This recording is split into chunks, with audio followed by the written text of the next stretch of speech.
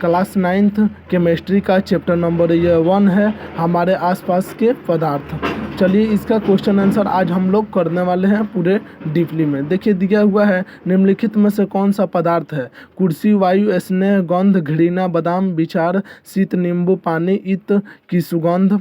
देखिए इसका उत्तर हो जाएगा, इसमें से कुर्सी, वायु, बादाम और नींबू पानी पदार्थ है, क्योंकि ये सब स्थान घेरता है और इसमें द्रव्यमान होता है। देखिए दूसरा प्रश्न हमको दिया हुआ है, निम्नलिखित प्रेक्षण के कारण को बतावें। गर्मा गर्म खाने की गंध कई मीटर दूर से ही आपको पास पहुंच आती है, लेकिन ठंडे खाने की महक लेने के लिए आपको उसके पास जाना पड़ता है। इसका आंसर देखिए क्या हुआ, गर्मा गर्म खाने के कणों की गति ऊर्जा अधिक होती है, इसीलिए इसकी गैसीय कण हम तक विसरण विधि द्वारा आसानी से पहुंच जाता है। तीसरा क्वेश्चन दिया हुआ है, स्विमिंग पूल में गोताखोर पानी काट जाता है, इसमें पदार्थ का कौन सा गुण प्रक्षणित है? देखिए उसका आंसर ये हो जाएगा, निम्नलिखित पदार्थ के कौन सा गुण प्रक्षणित है? देखिए उसका आंसर हो जाएगा, इस समय पदार्थ के निम्नलिखित गुण प्रक्षणित है। जल के कणों के मध्य आकर्षण बल कम होता है, जल के कणों के मध्य दूरी अपेक्षाकृत अधिक होती है, जिससे उनके बीच पर्याप्त रिक्त स्थान होता है। चौथा क्वेश्चन दिया हुआ है आपको, पदार्थ के कणों की क्या विशेषताएं हैं? पदार्थ के कणों की निम्नलिखित विशेषताएं हैं। पदार्थ के कण बहुत ही छोटे होते हैं, पदार्थ के कण एक दूसरे को आकर्षित करते हैं। देखिए अब इधर आ जाइए, आपको दिखाते हैं। देखिए दिया हुआ है, तीसरा लिख दीजिएगा आप, कण निरंतर गतिशील होते हैं। चौथा आपका हो जाएगा, कणों की मध्य रिक्त स्थान होते हैं। देखिए उसके बाद से देखिए आपको बुक में जो क्वेश्चन 1 दिया हुआ है, 4 के बाद क्वेश्चन 1 दे दिया हुआ है, तो चलिए 1 को देखते हैं। किसी तत्व के द्रव्यमान प्रति इकाई आयतन घनत्व कहते हैं।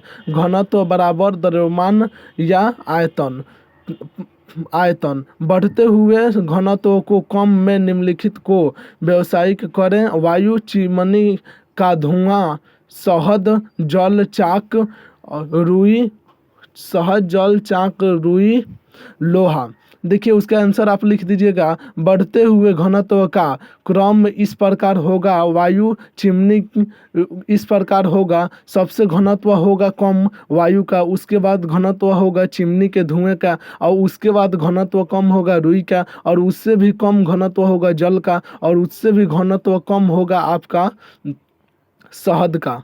सॉरी गलती हम बता दिए, सबसे ज़्यादा घनत्व आपको होगा चिमनी के धुएं, सबसे ज़्यादा घनत्व होगा आपका वायु का, और उसके ज़्यादा घनत्व होगा चिमनी के धुएं का, उससे ज़्यादा घनत्व होगा आपका रुई का, और उससे भी ज़्यादा घनत्व होगा जल का, और उससे भी ज़्यादा घनत्व होगा शहद का, क्योंकि ये लिक्विड फॉर्म में पाया जाता है, और उससे भी ज़्यादा घनत्व होगा आपका चाक का, और उससे भी ज़्यादा घनत्व होगा आपका लोहा का। ठीक है, क्वेश्चन नंबर 2 पाया जाता है, पदार्थ की विभिन्न अवस्थाओं के गुणों में होने वाले अंतर को सारणीबद्ध कीजिए। तो चलिए इसको हम सारणी बना लिए हैं।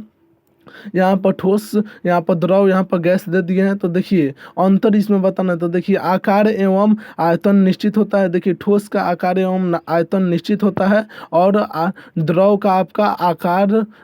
का आयतन निश्चित, परंतु आकार इसका अनिश्चित होता है। गैस का आयतन और आकार दोनों अनिश्चित होता है।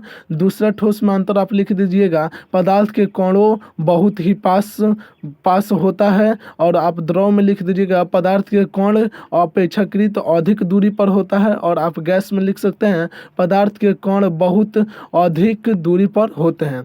तीसरा आप ठोस में लिख सकते हैं, अंतर, कणों के मध्य आकर्षण बल अधिकतम होता है, और आप लिख सकते हैं द्रव में कणों के मध्य आकर्षण बल कम होता है, और आप गैस में लिख सकते हैं कणों के मध्य आकर्षण बल न्यूनतम होता है, यह भी माने कम ही होता है। चलिए अब इधर आके हम लोग देखते हैं।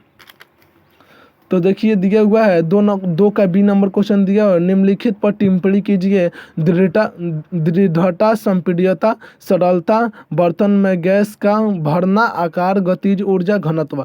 देखिए पहला दिया हुआ है दृढ़ता। दृढ़ता किसे कहते हैं? पदार्थ का वह गुण जो बाह्य बल का विरोध अपने पदार्थ का वह गुण जो बाह्य बल का विरुद्ध अपने आकार को बनाए रखने की कोशिश करता है उसे दृढ़ता कहते हैं। आपसे परीक्षा में पूछेगा, आप याद कर लीजिएगा। उसके बाद से दिया हुआ है दूसरा, संपीड्यता किसे कहते हैं? तो दाब डालने पर किसी भी पदार्थ के आयतन में कमी आ जाने की गुणधर्म को हम संपीड्यता कहते हैं। उसके बाद कहते हैं ठोसों की संपीड्यता सबसे कम और गैसों की संपीड्यता सबसे अधिक होती है। उसके बाद से आपका 3 नंबर में आ जाएगा, तरलता किसे कहते हैं? तो किसी पदार्थ के बहने की गुण धर्म को हम तरलता कहते हैं। उसके बाद से चौथा नंबर में आ जाएगा, बर्तन में गैस का भरना।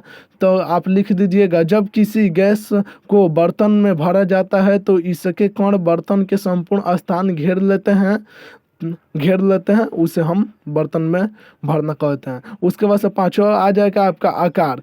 किसी पदार्थ का आकार उसके कणों के मध्य आकर्षण बल पर निर्भर करता है।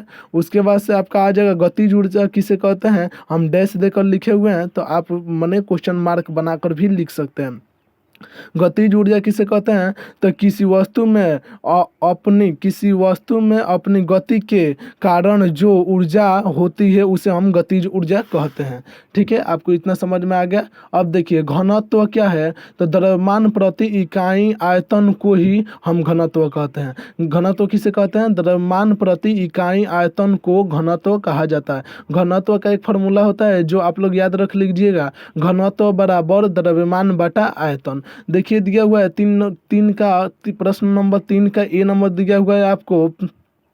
गैस दिया हुआ है, गैस पूरी तरह से बर्तन को भर देती है जिसमें इसे रखते हैं। तो देखिए इसका आंसर हो जाएगा, गैसों के अणु उच्च गतिज ऊर्जा के साथ सभी दिशाओं में गतिशील होते हैं। इसका आंसर हो जाएगा बी। क्या दिया हुआ है? गैस बर्तन की दीवारों पर दबाव डालती है। उसका आंसर हो जाएगा, गैस के अणु उच्च गतिशील रहते हैं जिससे वे एक दूसरे से तथा बर्तन की दीवारों से टकराते हैं। आप सी का आंसर सी क्वेश्चन आपको दिया हुआ है, लकड़ी की मेज ठोस कहलाती है क्यों?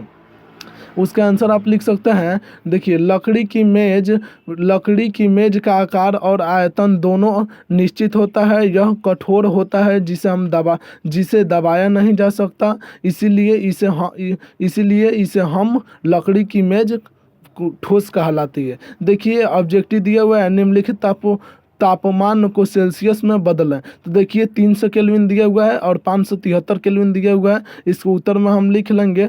तो 300 केल्विन बराबर कर देंगे, 300 केल्विन में से माइनस कर देंगे हम 273। अब इसको हम घटा लेंगे तो आपका आएगा 27 डिग्री सेल्सियस। उसके बाद से दिया हुआ है 573 केल्विन, तो 573 बराबर सेम प्रोसेस हम करेंगे ऊपर वाला ही। तो 573 माइनस कर लेंगे 573 और माइनस कर लेंगे 273 डिग्री सेल्सियस, और बराबर में जितना आएगा उतना लिख देंगे। तो देखिए घटाए हैं तो हम 300 डिग्री सेल्सियस आया है। चलिए इसके बाद हम देख लेते हैं सवाल को। तो देखिए गर्म शुष्क दिनों में कूलर अधिक ठंडा क्यों करता है? तो गर्म शुष्क, तो देखिए इसका आंसर लिख देंगे, कूलर अपने आसपास नमी की मात्रा को बढ़ा लेता है। वायु से उपस्थित जल में कणों की वाष्पीकरण हो जाता है जिससे वाष्प अवशोषित हो जाता है। ठीक है, 2 नंबर प्रश्न दिए हुए है, गर्मी में घड़े का जल ठंडा क्यों होता है? ये प्रश्न दिए हुए है। तो इसका आंसर लिख देंगे हम, मिट्टी के घड़े में असंख्य छिद्र होते हैं और इन छिद्रों से लगातार जल बाहर रिसता है जिसका वाष्पीकरण हो जाता है, इसलिए ठंडा पानी रहता है घड़ा में रखने से। ठीक है, 3 नंबर दिया हुआ है, एसीटोन पेट्रोल या इत्र डालने पर हमारी हथेली ठंडी क्यों हो जाती है? देखिए इसका आंसर लिख देंगे, एसीटोन पेट्रोल या इत्र डालने पर हमारी हथेली या उसके आसपास से ऊष्मा प्राप्त कर वाष्पीकरण हो जाता है, इसीलिए हमें ठंडा महसूस होता है। देखिए दिया हुआ है 4 नंबर क्वेश्चन, कप की अपेक्षा प्लेट से हम गर्म दूध या चाय जल्दी क्यों पी लेते हैं? तो उसका आंसर हो जाएगा, प्लेट की सतह की क्षेत्रफल कप की सतह का क्षेत्रफल से अधिक होता है। से अधिक होता है, सतह का क्षेत्रफल अधिक होता है, से वाष्पीकरण की दर अधिक हो जाती है और ऊष्मा का ह्रास जल्दी ही हो जाता है, इसीलिए हम कर सकते हैं। वैसे गर्मियों में हमें किस तरह के कपड़े पहनने चाहिए, देखिए दिया हुआ है गर्मियों में हमें किस तरह के कपड़े पहनने चाहिए, तो उसका हम लिख देंगे आंसर में, गर्मियों में हमें सफ़ेद या हल्के रंग के सूती कपड़े पहनने चाहिए। ठीक है, इतना समझ में आ गया आपको। उसके बाद से दिया हुआ है सफ़ेद या हल्के रंग का ऊष्मा का अवशोषित नहीं करते हैं, जिससे हमें गर्मी का ह्रास नहीं होता है। ठीक है, आप लोगों को इतना समझ में आ गया। 10 मिनट के अंदर हमने जो आपको साइंस का केमिस्ट्री का हमारे आसपास का पदार्थ था उसका हम क्वेश्चन आंसर करवा दिए। ठीक है, अच्छा लगा तो चैनल को लाइक कीजिए और सब्सक्राइब करना ना भूलिए। ठीक है, वंदे मातरम।